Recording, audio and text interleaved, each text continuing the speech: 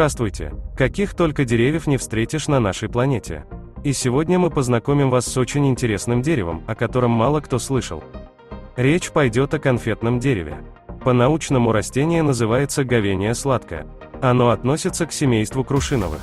Свое название растение получило в честь немецкого сенатора Дэвида Гаува, который помог шведскому ученому-натуралисту Карлу Петеру Тунбергу, открывшему это растение, финансировать его экспедицию в Южную Африку, Яву, Японию.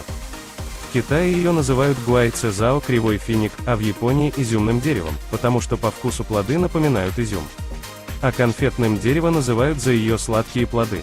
Съедобные части веточек содержат большое количество сахара, из-за чего их вкус напоминает конфеты. При этом едят не ягоды, созревающие после окончания цветения, а непосредственно сами плодоножки, на которых держатся цветки. Они имеют утолщенную, до 1 см, очень извилистую форму и плотную висковатую мякоть. Именно эти спелые плодоножки коричневого цвета очень сладкие. По вкусу они, кроме изюма, напоминают также ромовые конфеты с привкусом дыни. Родиной этого растения являются Индия, Китай, Корея, Япония, предгорье Гималаев. В Советском Союзе говению начали разводить еще в 1936 году на опытной станции сухих субтропиков в азербайджанском поселке Мардакян, а потом растение поселилось и в других теплых районах бывшего Союза. И сегодня это растение можно встретить в Сочи и на территории Абхазии.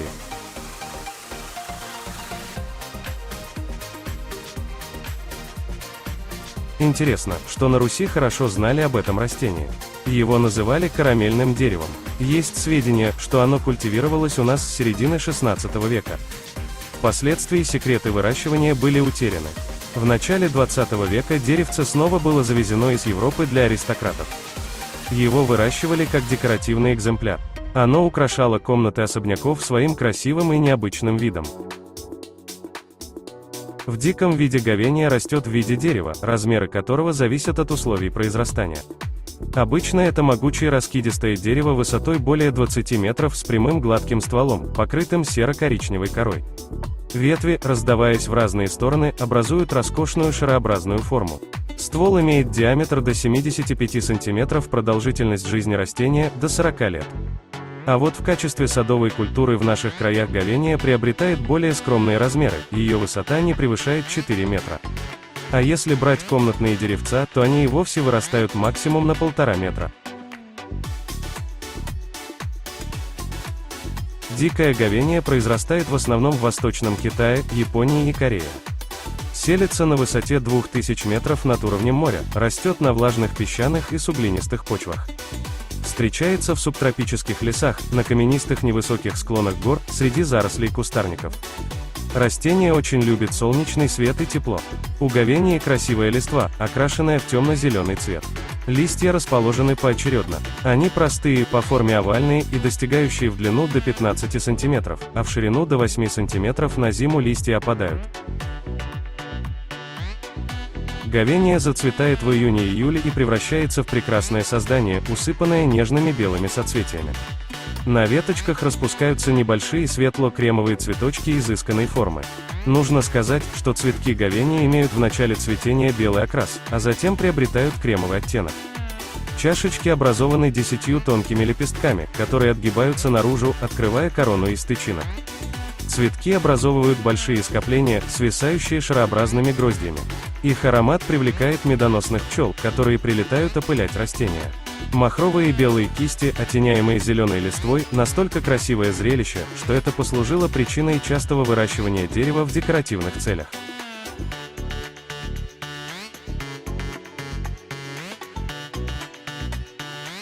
Плодоножки ко времени созревания плодов сильно утолщаются, становятся мягкими и сладкими. Плодоножки созревают в сентябре и держатся на дереве до весны. Они сильно извиты, с многочисленными бугорками и сужениями. В диаметре они составляют не более 1 см. В начале созревания они светло-коричневые, а затем приобретают красноватый оттенок. Спелые плодоножки немного сморщенные, со стянутой кожицей. Подмороженные плодоножки наиболее вкусны, в них присутствует еще больше сладости.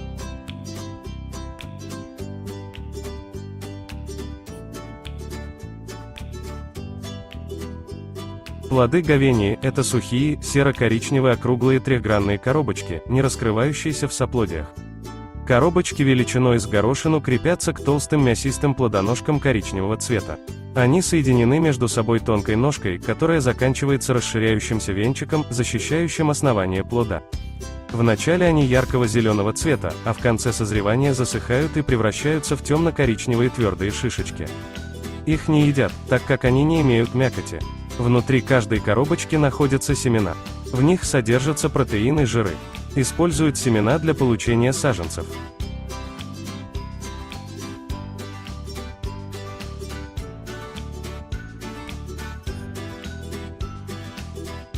Сахара в самой мякоти плодоножек, когда они подвялены от 29 до 45%.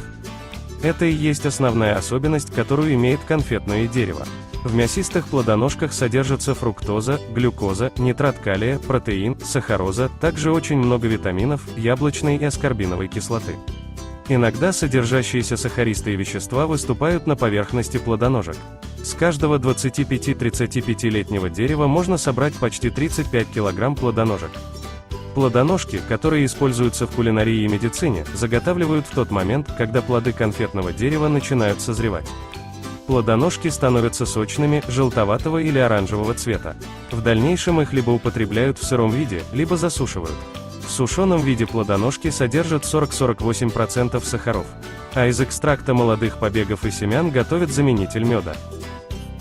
Сложность механического сбора урожая ограничивает их коммерческую ценность. В прохладном климате, например, на Британских островах, цветоножки могут набухать, но им не хватает тепла для созревания. Конфетное дерево имеет хорошую прочную древесину, красивую на вид, с ценными техническими свойствами. Эти свойства имеют основное значение для использования древесины этого растения. Древесину применяют для изготовления различной мебели и музыкальных инструментов. Размножается дерево не только семенами, но и отводками. Места произрастания могут быть самыми разнообразными, и все же растения предпочитают более плодородные, рыхлые и обеспеченные влагой почвы.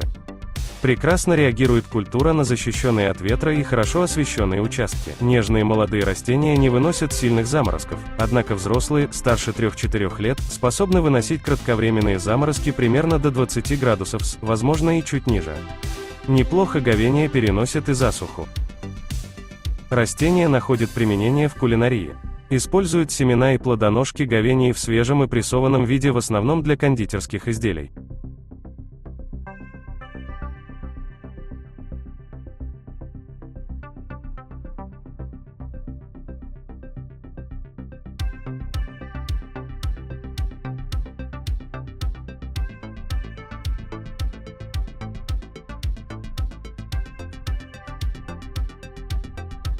В Японии и Китае из плодоножек конфетного дерева делают алкогольные напитки, по вкусу напоминающие смесь пива и русской медовухи. Разные варианты хмельных напитков, в состав которых входят плодоножки конфетного дерева, известны с древнейших времен. Также из них изготавливают и спиртовые напитки с ароматом рома.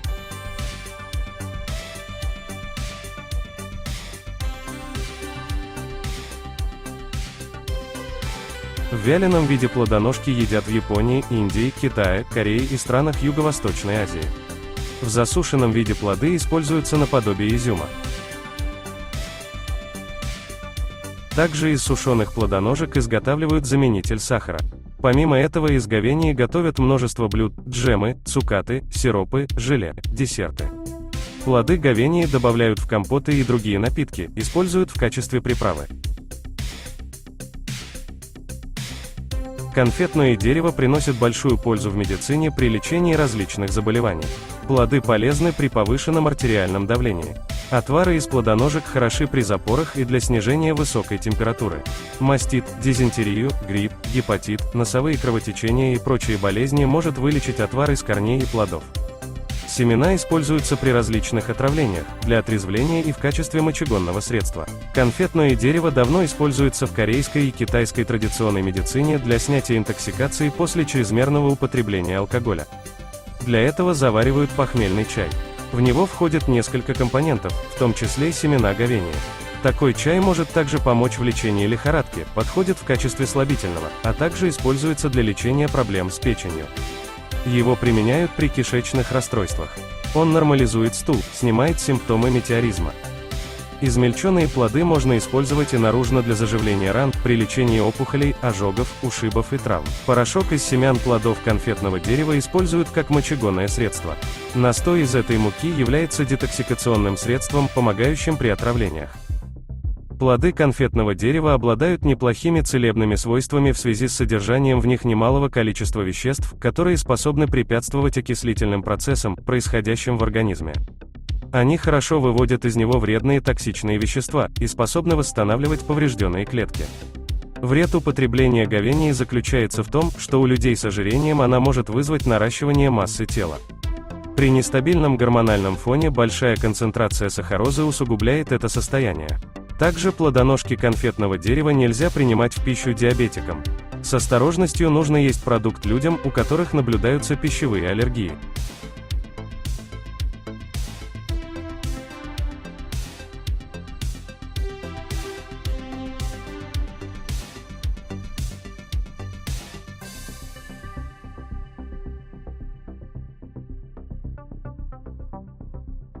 На этом все. Если вам понравилось это видео, ставьте лайки и подписывайтесь на канал. До новых встреч!